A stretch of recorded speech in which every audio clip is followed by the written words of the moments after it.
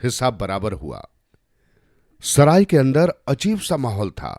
सुर्ख चेहरे वाला मोटा सा सराय का मालिक एक भिखारी नुमा व्यक्ति की गर्दन दबोचे उसे बुरी तरह झकझोर रहा था। भिखारी बेचारा डरा सहमा आंखों में खौफ लिए उससे अपनी गर्दन छुड़ाने का सफल प्रयास कर रहा था, लेकिन किसी भी सूरत में कामयाब नहीं हो पा रहा था। कुछ लोग इर्द गिर्द खड़े तमाशा देख रहे थे। ये देखकर मुल्ला नसरुद्दीन भला कहां शांत रहने वाला था। वो आगे बढ़ा और सराय मालिक से मुखातिब होकर बोला, क्यों भाई, क्या माजरा है? क्यों इस गरीब आदमी की चटनी बनाने पर तुले हो?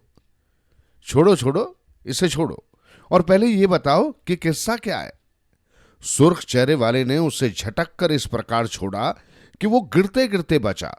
फिर बोला, क्या भिकमंगा आवारा इंसान, अल्लाह करे इसकी नाक सड़ जाए, इसकी आंतों में कीड़े पड़ जाएं। ये सब तो खुदा की मर्जी पर है कि होगा या नहीं, मगर आगे का किस्सा तो बयान करो।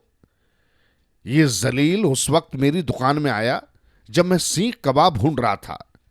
इस उठाई गिर ने अपने कपड़ों में से एक रोटी निकाली और मेरी अंगीठी पर तब तक सेकता रहा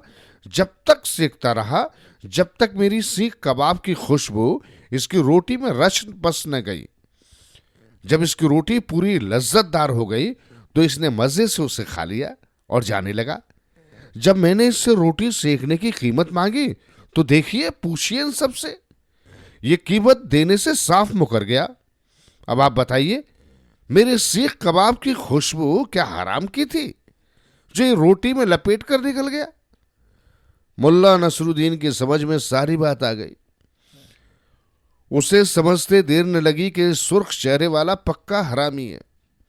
मन ही मन उसने सोच लिया कि इसे सबक सिखाना ही होगा। उसने उस गरीब से मुखातिब होकर पूछा, क्यों जी, क्या ये बात सच है? डर और परेशानी के मारे उसके मुंह से कोई बोल न फूटा।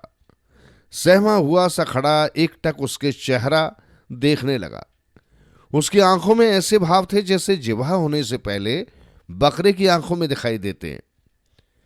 क्या तुम्हें इतना भी इल्म नहीं था कि बिना कीमत चुकाए किसी की कोई भी चीज लेना गुनाह है?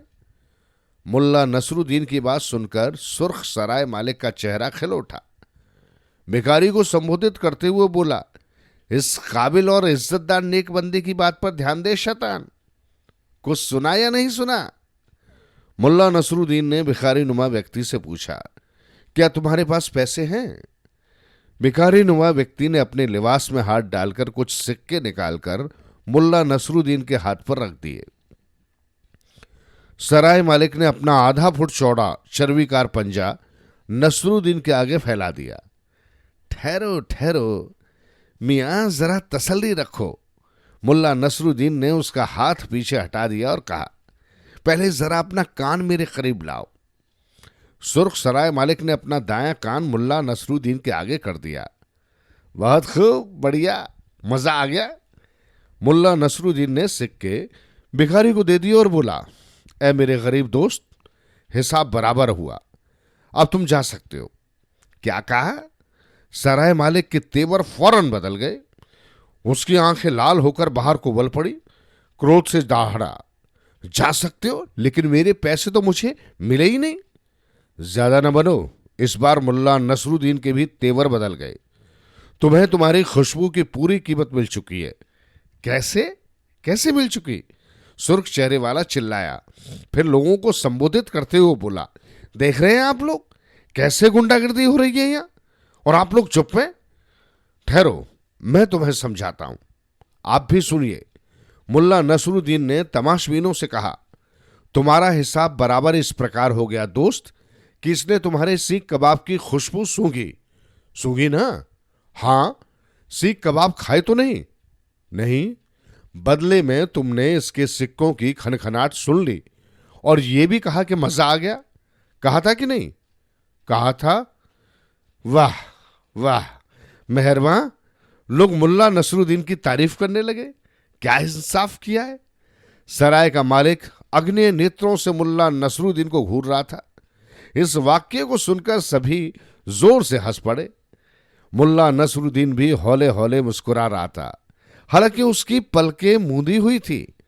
शोर ज्यादा बढ़ जाता, इससे पहले ही एक व्यक्ति बोला, इतने जोर से मत हंसो वरना लोग समझ जाएंगे कि हम मुल्ला नसरुद्दीन की बातें कर रहे हैं। मुल्ला नसरुद्दीन सोच रहा था कि इन लोगों को इस घटना का कैसे पता चला। ये घटना बगदाद में नहीं बल्कि इस्तांबुल में घटी थी। फिर इन बगदादियों को इसकी भनक कैसे पड़ी? तभी मवेशियों के व्यापारियों ने कहा, अब एक किस्सा मैं सुनाता हूं।